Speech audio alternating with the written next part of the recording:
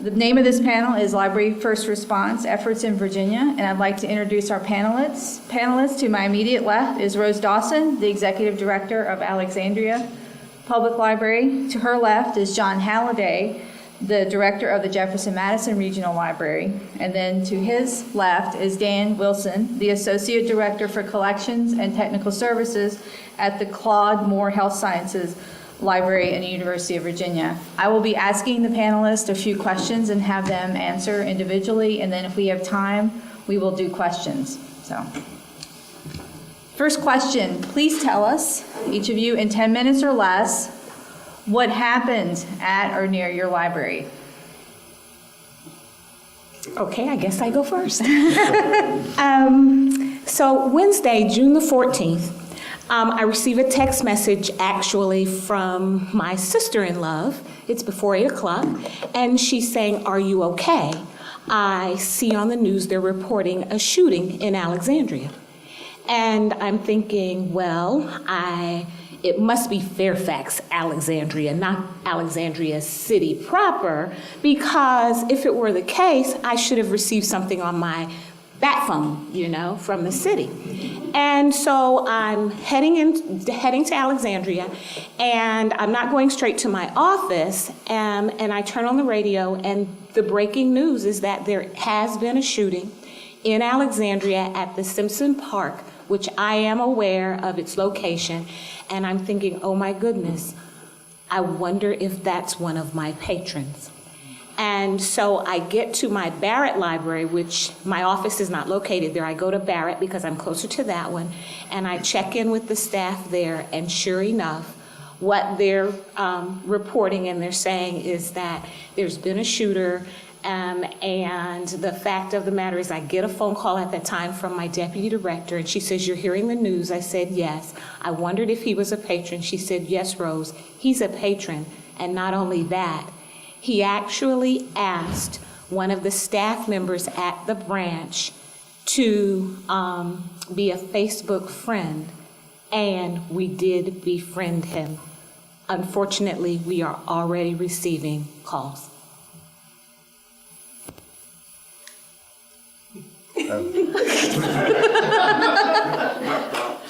The suspense continues. So, John. You want me to tell what happened in Charlottesville? Okay. First of all, I brought along a lot of Charlottesville love decals, so I'll pass these out. You're welcome to have them. And I'll be right back. We're looking for love these days in Charlottesville.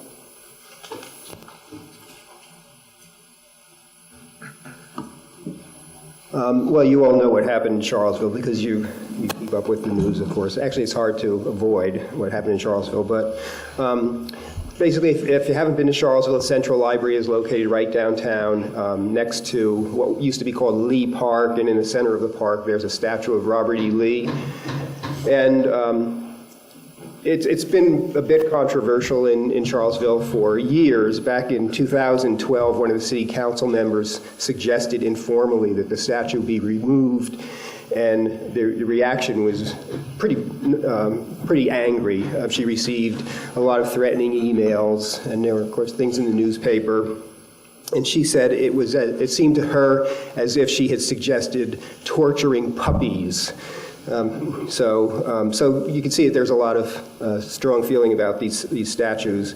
But in 2016, partly in response to what happened in Ferguson and what happened in Charleston, and what was happening elsewhere in the South with the removal of Confederate symbols and monuments, and also related to the fact that a lot more people in town were finding the statue offensive, the city council decided to establish a blue ribbon commission to look into what should be done with the statue. So the commission met for months, had hearings. Some of those were pretty heated because people are very passionate about their Confederate statues. But at the end of last year, at the end of 2016, the commission made its recommendations, and they offered two solutions to the monument issue. One was to take the Robert E. Lee statue and move it to another park away from downtown. So the statue would still be in Charlottesville, but just not in the center of town. And their other suggestion was that the statue be left where it is, next to the library, but that it be put into some sort of historical context, so things could be added around the statue. But in February of this year, the City Council decided not to do either of those things. They just decided that they would remove the statue to where they didn't really say just remove it, and that they would rename the park from Lee Park to Emancipation Park. So that happened in February. There was a lot of reaction to that. Almost immediately, a group of citizens requested a court order preventing the moving of the statue. But before the court could respond, the council voted again to not just move the statue, but to sell it and have it removed from the city as soon as possible. And that further inflamed passions. And then in May, the court issued an injunction preventing the removal of the statue pending a legal review. So just to stop here for a moment, we all know that hindsight is 20/20, but my recommendation to libraries and any organization that's involved in a controversial issue like this, that don't take action until you know what all your legal options are, because wouldn't it be sad that when the court eventually rules on this, which they plan to do by mid-November, won't it be sad if they decide that the statue can't legally be moved? Then everything that happened since last May would really just be pointless. So anyway, so one lesson I think to learn from this is don't take action until you know what your legal options are. So you know what happened. The statue issue gained a lot of national attention, and white nationalists, especially Richard Spencer and Jason Kessler, saw the Lee statue as a rallying point. Now, Spencer and Kessler are two angry young white men, both who attended the University of Virginia, and I assume that they always resented Charlottesville's and UVA's diverse and progressive culture. So angry young men, but they organized a national movement to come to Charlottesville on August 12th to protest. They said to protest the removal of the statue, but it was really just a white nationalist, a neo-Nazi rally. They said it would be the largest white nationalist rally in the 21st century. So you can go online and actually see the postings that led up to this. They were posting for months trying to organize this meeting in Charlottesville. But to back up a little, in May, we had a small group of white supremacists in Charlottesville rallying around the statue with tiki torches. And it was on a Saturday evening, and my wife and I just happened to be on the downtown mall in Charlottesville, and we heard all this loud chanting coming from up near the library. So, of course, I went up to make sure the library was safe. And there were about 100 nationalists there with their torches, and they're chanting, "You will not replace us," "Russia is our friend," "Blood and Soil." Blood and soil is a key Nazi slogan from the 1930s. It's basically racist. Then later on in August, by the time when they came back, "You will not replace us" became "Jews will not replace us." So pretty unsavory stuff. But there was no violence at that May rally. But then in July, we had about 30 KKK members come to Charlottesville again because they were angry about the statue. And that probably would have been peaceful, but there were thousands of counter-protesters who came, and that made the national news when the police decided to break it up with tear gas. So the police were very heavily criticized for overreacting in that situation.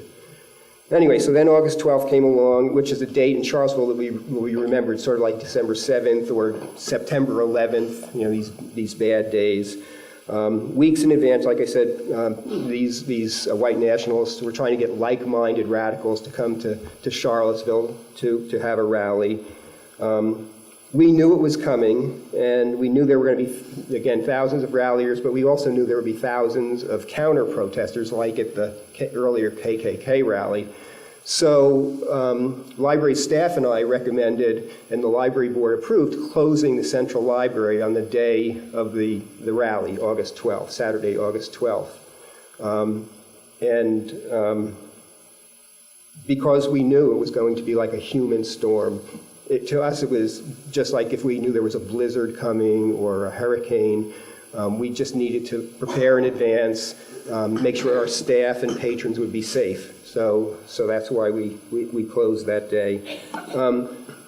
So anyway, as it got closer, people started coming to town, and at the library, the day before, so this was like Friday, August 11th, we had posters like these plastered on the front of the library.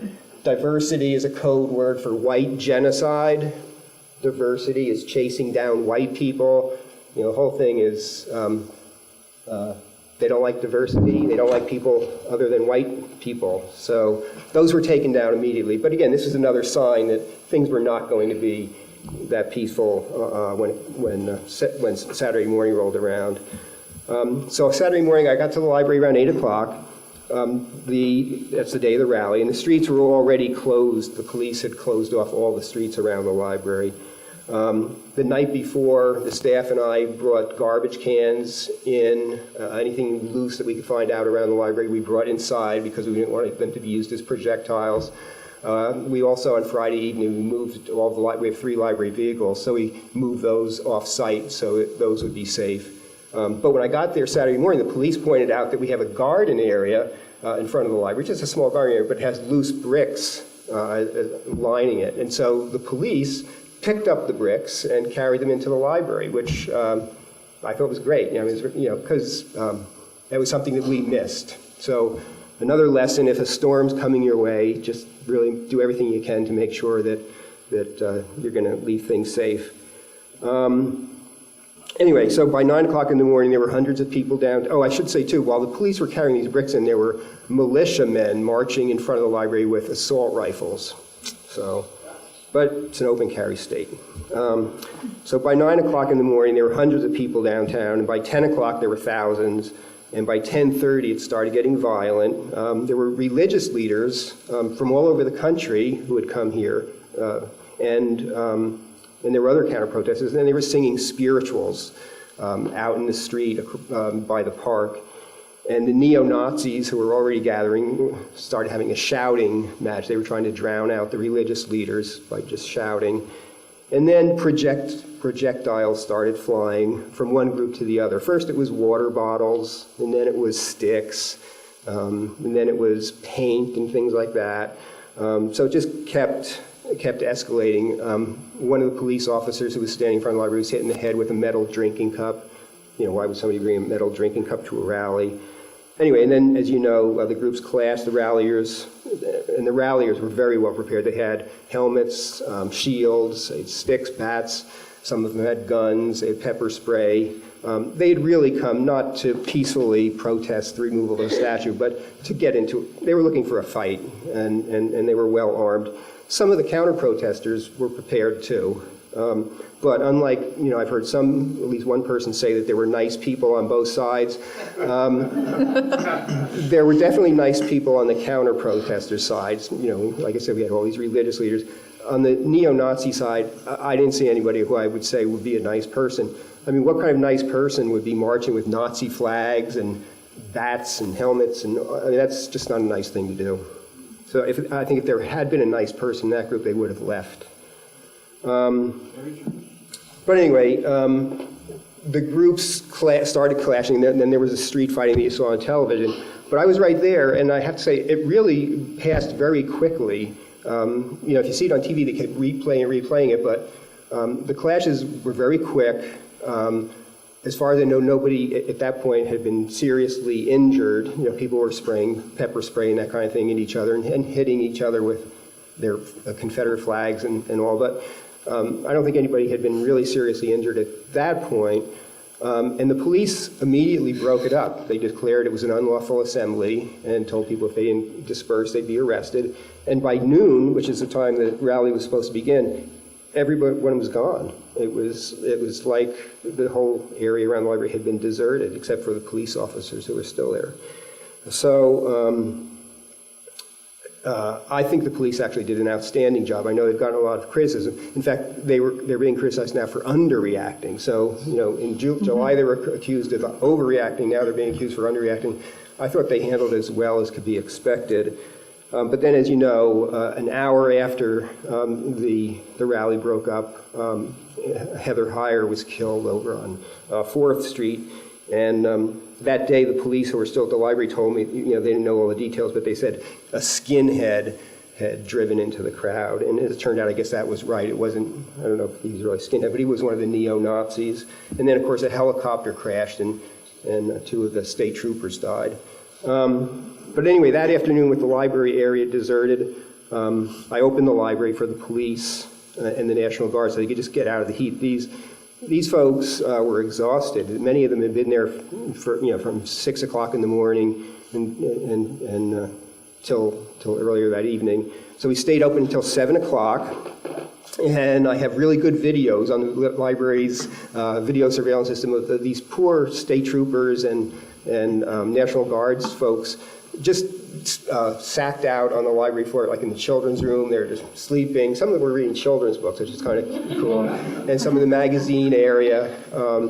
But they were just really exhausted and overheated because it was a hot day in August, and they were wearing their bulletproof vests and all that kind of stuff. So we stayed open until 7 o'clock that night. Then I went home and had a gin and tonic. And then the next week I was gone because my wife and I, actually we had planned a vacation before August 12th, but we delayed it because again, we knew that there was going to be some trouble, but we did take off on our vacation. And the staff really stepped up. They did all pop-up programs the whole week after the event. We had free coffee and snacks for staff and patrons the day after, or that Monday after the riot.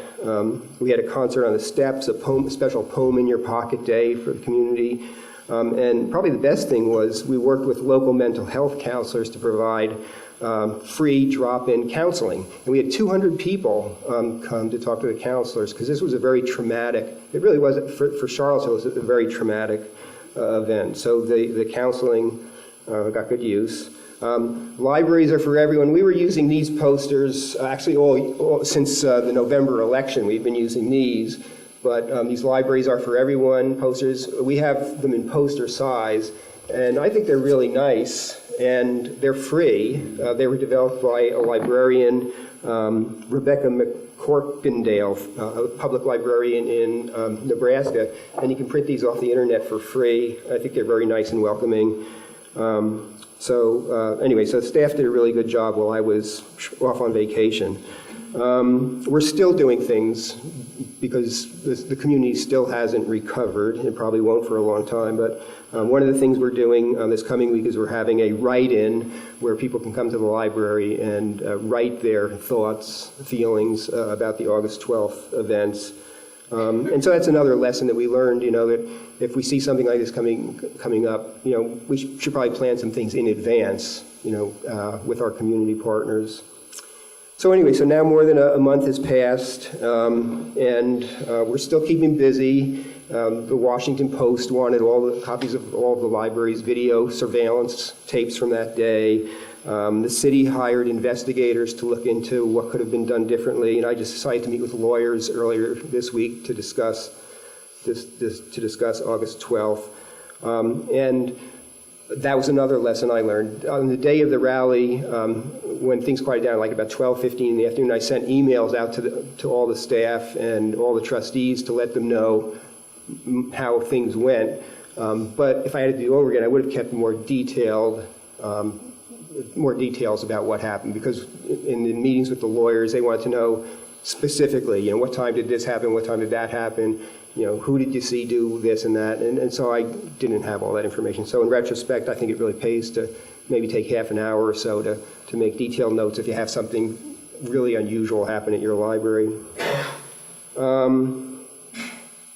Anyway, on the positive side, we received many emails from a lot of you and other librarians throughout the nation, and that was really gratifying. The Ferguson, Missouri librarian email to ask if we needed any help, so that was great.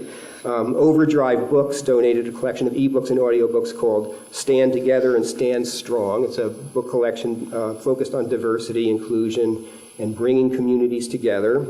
And our local citizens really appreciated the library's pop-up programs, and that, I think, strengthened our relationship with our city government, because the city government really liked seeing that the library was helping the community get through this. And then the state police, at the end of the day, gave me an official state police patch,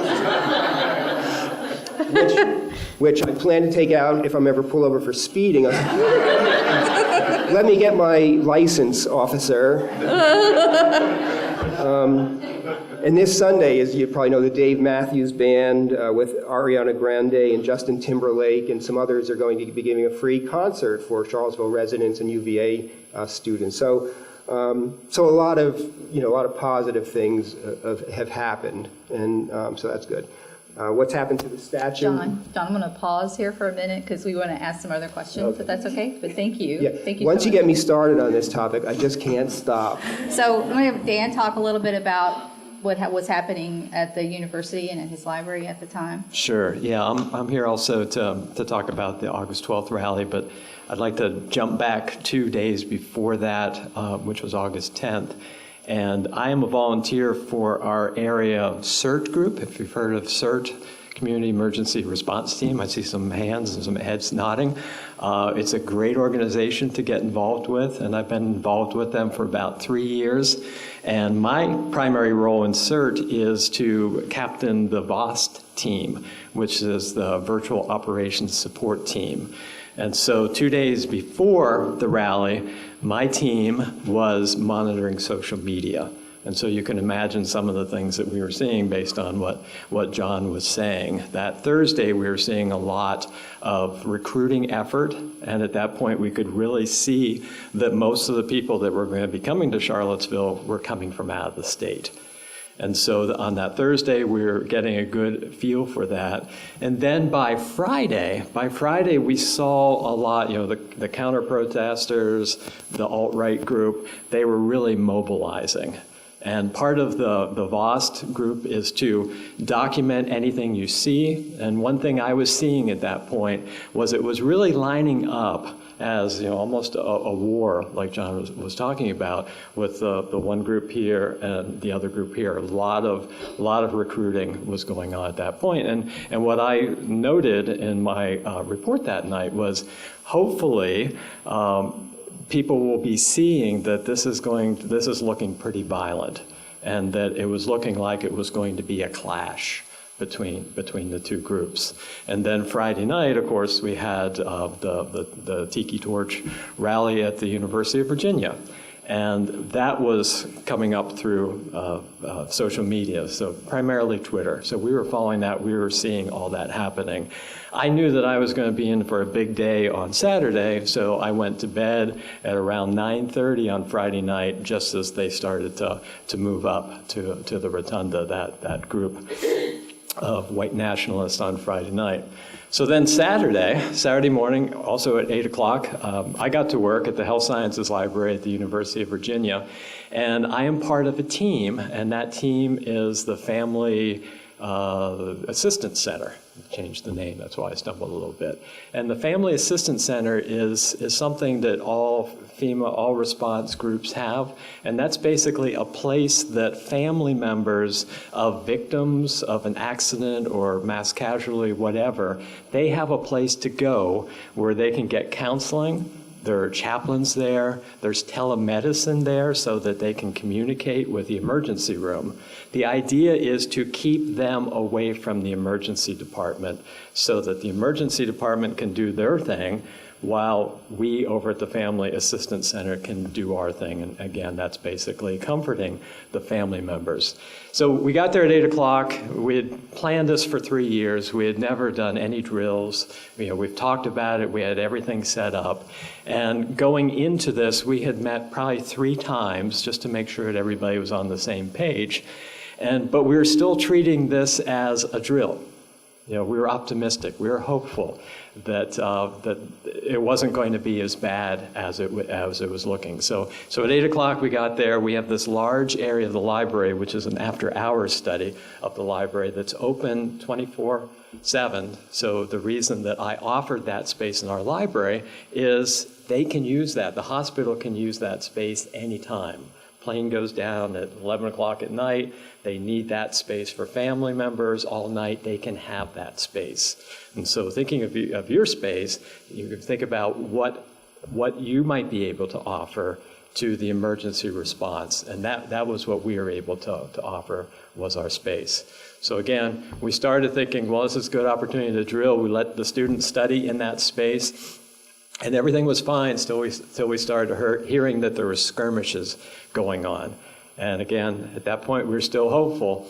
And so we're still we let the students study. And then we heard that the skirmishes were getting pretty violent. At that point, I moved all the students out of that area. And we realized that we were going from drill to an actual activation. And then, of course, when the car went into the crowd and Heather Heyer and the other people that were injured happened, we were ready to go. And so that afternoon, all afternoon, while the library was open, we were functioning as the area's family assistance center. And I took my position at one end of the library, and then we had a guard at the other end of the library. And all that afternoon, we would have family members that would come in. The counselors were there, the patient and guest people were there, telemedicine was there, and the chaplains were there. So it was really a beautiful thing to watch it all happen. It was very, very sad. I'd gone from looking at all of the tweets that were coming across Twitter about all this ugly, mean stuff from Thursday and Friday, and then seeing it actually play out on Sunday, and to see the family members, grieving family members, that came through the library at that point, and see how valuable our space was, and that I felt really good that we were doing it. So all afternoon, that's what we did. Family members came in, they left, they went here and there, and then by 7 o'clock that night, it was over. And the library was resumed regular experience. Then I found out later that the Family Assistance Center was set up on a smaller scale in other areas of the hospital after that. And that's fine, because the library, as a Family Assistance Center, that's there for the major types of mass casualty incidents. And I would be called in to set that whole thing up. The nice thing about the library, too, is that we can scale up. Whereas the hospital and other patient care areas, their space is very limited. They might find space at one time of the day when there are no patients being seen, but when the patients come in, that space has to be used. So the library, we're able to use that space as a Family Assistance Center. The other big issue that came up with this particular incident, unlike a plane crash where everybody's on the same side, we realized that there was a potential for family members of one side to be coming and family members of the other side to be coming. This is the importance of planning. This is why the library was used. That is why I was here, so that if we had to bring in groups in different areas, I would be able to move people around, and we'd be able to set that up. So again, by 7 o'clock, I went home, and everything kind of returned to normal. But like John said, it's going to be a long time before things return to normal in the Charlottesville area. Dan, wasn't one of your staff members injured during the tiki? Well, it was somebody at the Alderman Library. Yeah, somebody at the Alderman Library. When the Tiki Torch people came up Friday night, there was a clash, and it was somebody from the University Libraries that was part of that. Okay, John's already touched a little bit on the post-event response, but I think Rose will, based on our conversations that I've had with Rose individually, I think there's a lot of lessons learned that you could get out of their post-event response in Alexandria. So please, Rose. Okay, so our post-event response was basically, you have this gentleman who all the reports show he's originally from Illinois. There's no indication of why he's in Alexandria or has any contact other than the Facebook friend of the library staffer. The gentleman has made a point of going to Simpson Park, and he has shot at numerous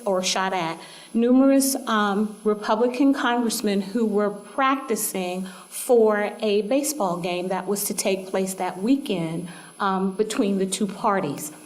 And so what happens is, because of that Facebook posting, then the media and everyone else is clamoring towards my staffer, because they're taking 2 and 2 and adding 5. So there are assumptions that they're related. There's statements that are being made that this gentleman is a relative of the shooter. And so we now are this extension of this horrible event that has taken place through other than a Facebook friend posting. So what happens is I put a gag order in place so that the staff follows the normal procedure that when media contacts you, it's a no comment because you aren't the spokesperson for the library. I am. Or either the person I delegate. My deputy director at that time is staying in contact with her staff person who is receiving all of this contact. We need to make sure that he is okay. We need to make sure that the comfort level of what's to transpire. And then the question arises that because of the parties that have been attacked, whether or not this individual needs to contact the FBI, because at this point it is being reported that the FBI are the people who are taking control of the situation.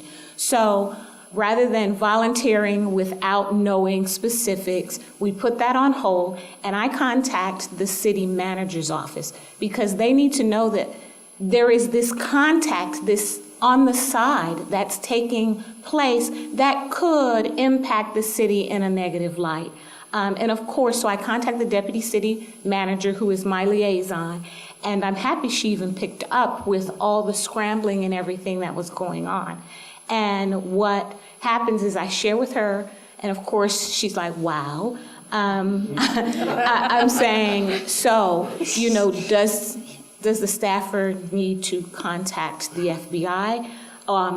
Is APD, Alexandria Police Department, what is their role in this task? How would you like us to proceed? So she asked me to wait and that she would get back to me, which she does promptly, and informs me that the agreement that's been worked out between the police is that APD will interview any of the staff who are involved, and then they will share that information with the FBI, and then we may later be contacted by those parties.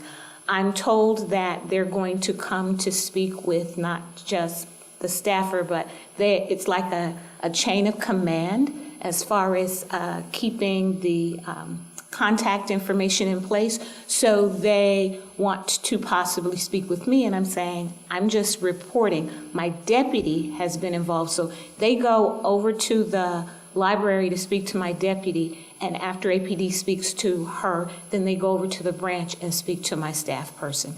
In the meantime, I am contacting my board because they do not need to hear something through the media that the library is involved, and of course you've got 2 and 2 adding up to 5. I don't need for them to jump to any conclusions either.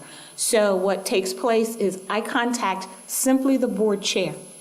I don't have time to then have all of them texting me wanting little tidbits and updates, and so I inform the board chair, and it then is my recommendation that she function as the go-between between us so that I'm not in a position to have to respond to the entire board. And so that is what she does. She shares the information with the entire board. The deputy city manager calls me back to see how we're doing. We share what it is that has taken place, and she informs me that the city's communications officer is willing to assist with the process for us. So we contact the city communications office. We make him aware of what we've put in place. At this point, my deputy and I are both back in our office, and we have drafted talking points for the staff. It's one thing for staff to feel comfortable knowing that they can say no comment. It's another when you have folks who are pushing them to say something, or when they are casually thinking, oh, they can just talk to so-and-so who comes into the library and knows John just like they do because he and John used to sit over there and talk, which is the name of the shooter. And so we've drafted this statement. We then send it out, and staff are told to put it by the phone so that whomever answers any of the phones knows that this is as much as they are expected to say, and everything is to come downtown. So when we talk to the communications director from the city, he tells us, oh, you've done everything perfectly, that's fine. We're telling him, look, the staff person at this point has received requests for interviews from NPR, Good Morning America. You've got all the local investigative reporters who have contacted, because you have to remember there's no information on this gentleman other than he was from Illinois, and about 8 or 9 months before that, he decides to relocate to Alexandria, and he's in Alexandria, and then there's this one person's name that's attached to him. So the city's communications director volunteers that he's willing to step in and function as that person so that he can give my staff person some relief. So I'm thinking that we've set everything up, everything's good to go, I've got everything moving in place, we're feeling good. I go to a meeting for an hour, and during that time I pull out my phone and I check it, and I see that I have one of these lovely little emails from the communications department with the little red exclamation mark on it, letting me know that he's handled already 5 calls, and the media really wants some answers. And while, yes, he appreciates that we have this confidentiality stuff in place, but can't I answer a few of these questions? And he has provided like 4 questions that I cannot believe that he's asking me for this information. So I'm a little annoyed, but I'm having to drive, and so I go to my nearest branch, because at this point I had in my mind that I was going to go to the branch and check on my staff person and their staff to make sure that how they were handling things. So I get there, the staffers at dinner, and so I'm talking to the second person in charge, and every single one of them knew the gentleman. When the picture came up on the screen, they all identified him by name. They knew exactly who he was. And so they were very happy to have the talking points, so they didn't have anything to say. But I now have these questions, so I get to a computer, and so the questions were, was a specific person a library patron? Well, based on FOIA rules, then yes, you can respond and acknowledge that whomever's involved was indeed a library patron. What sorts of things did a specific person discuss with library staff? What did a specific person look up on library computers? Ooh. What books did a specific person check out? Now, these questions came from the head of communications for the city. Wow. I'm at this point a little nervous because I'm feeling like I've put everything in place. I think we have a good statement. We're doing the no comment thing. Everything's running smoothly. And you, the head of communications, really expect me to give answers to these questions. And so, he says, well, while I know you have this whole confidentiality thing, is this based on a law, or is it just a rule that the libraries follow? Can you give me some additional information on this? So I'm sitting there, and I go on our website where our rules for governing the library, and of course the confidentiality law is there, and so I copy and paste that under the question. I respond based on talking to my staff, the staff person who's second in command, who is there. I ask that individual some questions, and based on what she tells me, then my response to what sorts of things did a specific person discuss with the library, I said, based on what the staff person said to me, because I wanted to keep it truthful. You know, there's no reason to exaggerate, and then you have to go back and try and remember what you said. So, really nothing memorable. He conducted normal library business and was pleasant when interacting with library staff, i.e. checking his material in and out. Now that's important because later on it's going to come back at us. What did a specific person look up on library computers? The library respects all users' right to privacy when using our computers and only provides assistance when requested. And then I left the last question blank. What books did a specific person check out? And so sent this email to the communications director. But at this point, I'm feeling like if I can't get support from you, I'm kind of in trouble because I thought you would then include the city's attorney to help guide us in a certain direction. And so I then shoot an email to the president of ALA, Julie Todaro, and say, don't know if you know, but, and actually the person was a patron. And then I shoot a second email to, and I put help. If you have any assistance or help, and I don't know if we're gonna need an attorney or not, but this is where things stand in Alexandria for the library. I then send a second email to the CEO for the Urban Libraries Council. For those of us who are members of ULC, I felt like I pay dues, they're not cheap, I should be able to get some assistance in that direction as well. And so I shoot an email, basically the same email to Susan Benton, asking for help or assistance.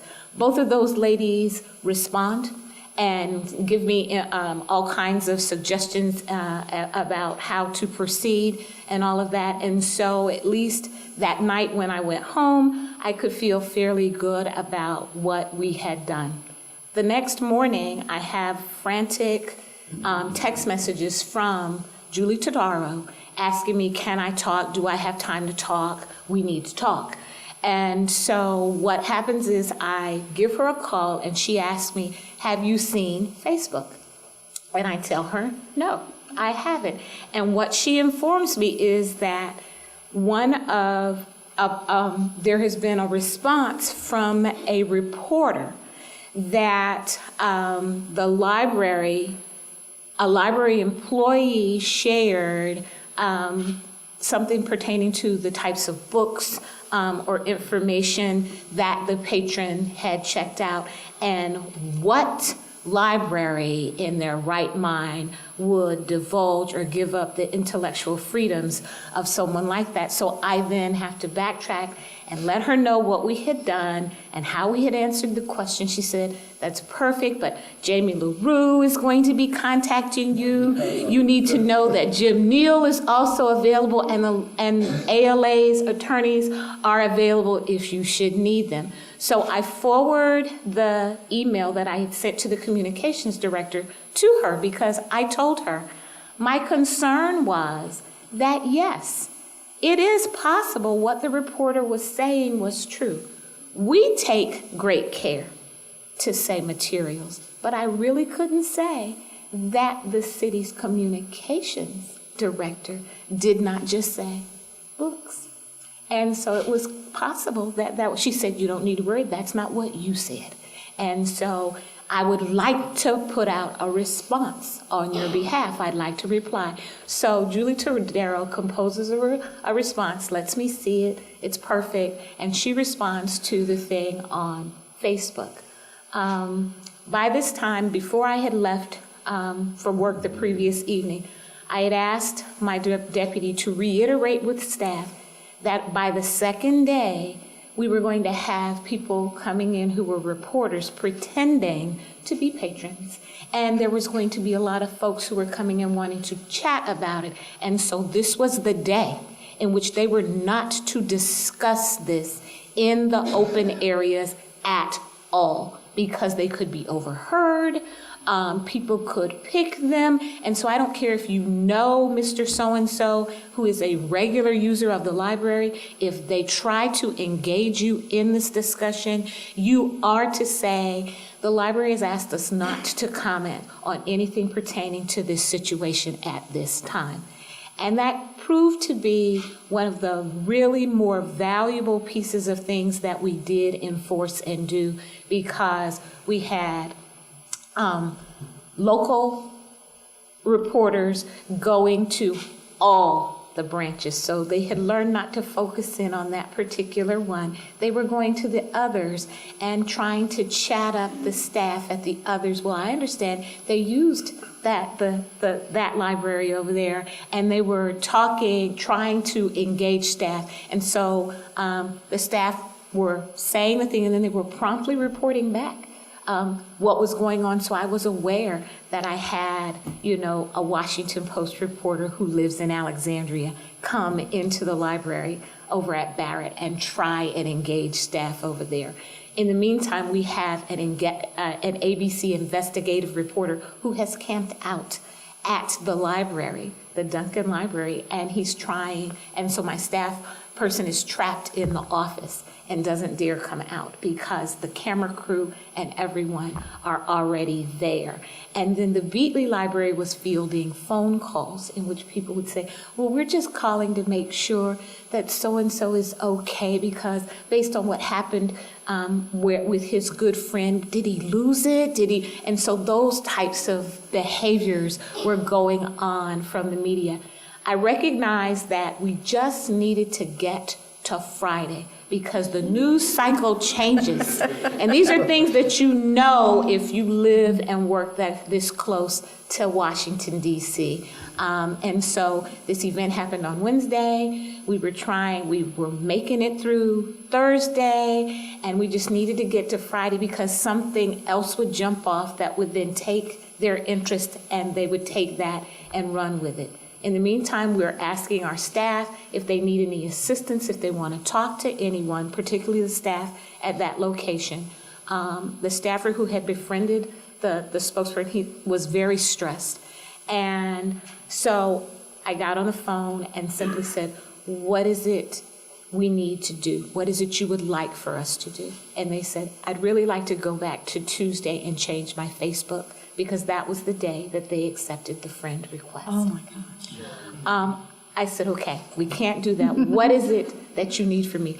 I wish you would direct me not to give quotes, because the reporters are not wanting to accept the fact that I have instituted a no comment and a gag rule, because they really want to speak to that person, thinking there's a personal relationship there. So they're not going to speak to them based on a library connection, but simply they're personal, and they want me to order them not to speak to.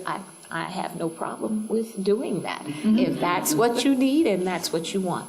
They then do say they would like to get their side of things out. And I could appreciate that, but I recognize that that was probably deadly, because they needed to vent and get it out. So I instructed them to simply write down everything and how they were feeling, and allow me and the deputy to look at it. And we think about where we would go from there if we were to take that information and to share it with anyone else or with any of the media. And so those were the types of things that were the post events that took place. Thank you. You talked a little bit about your post-event response, so I'm going to ask Dan to talk a little bit about his post-event response, and then any lessons learned.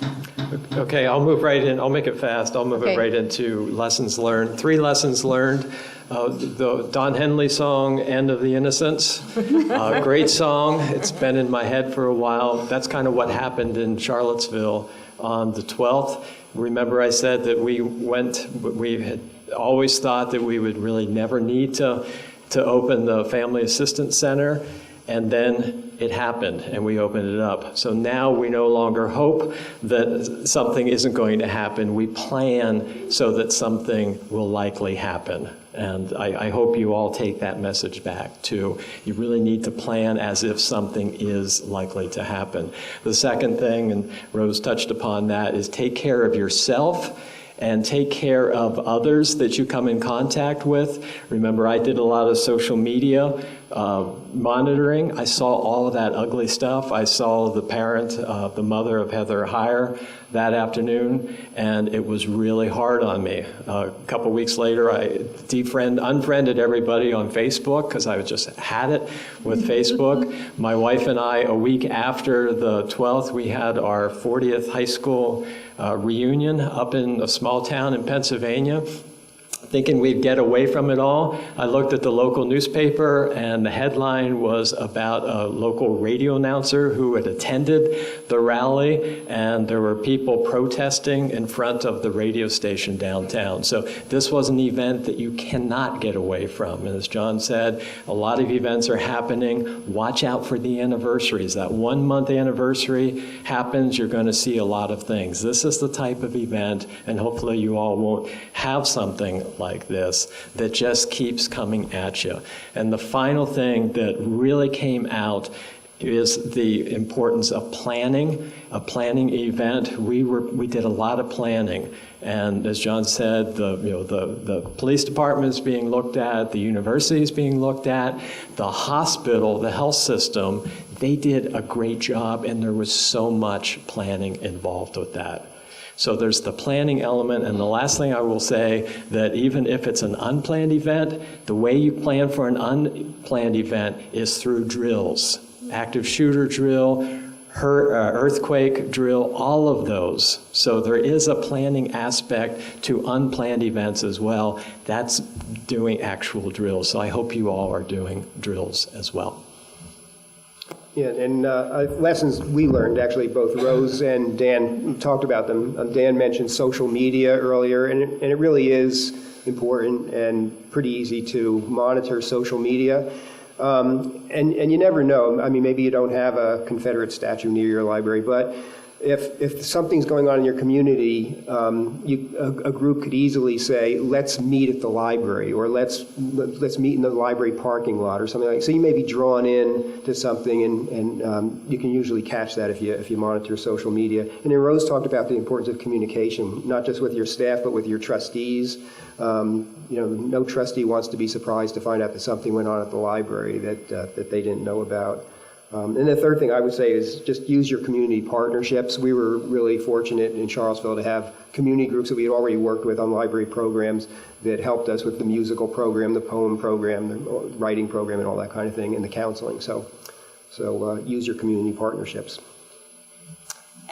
My top 3 lessons learned was, don't assume that other professionals know your business as well as you do. I handed over certain things to the communications department thinking that the city's communications would handle it in a certain way, and was surprised that they didn't, and so it came back. So be confident in the fact that we do know our business, and while still sharing with them is a good thing, but just have confidence in yourself that you know.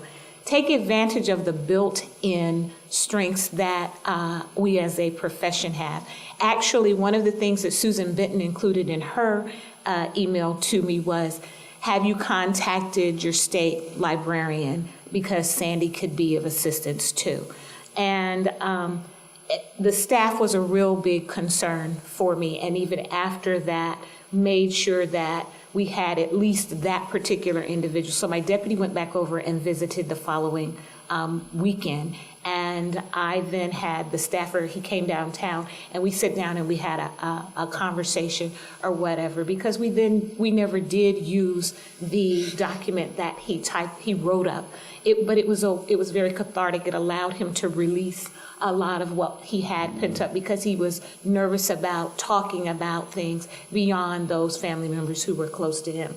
And because the technology continues to grow and people have access to information instantaneously, then having some sort of plan in place for the slightest thing. So verbally, we tell staff, we think it's nice that your patrons like you well enough that they want you to befriend them. And so we encourage that. However, you were supposed to hide them. You were supposed to separate the two.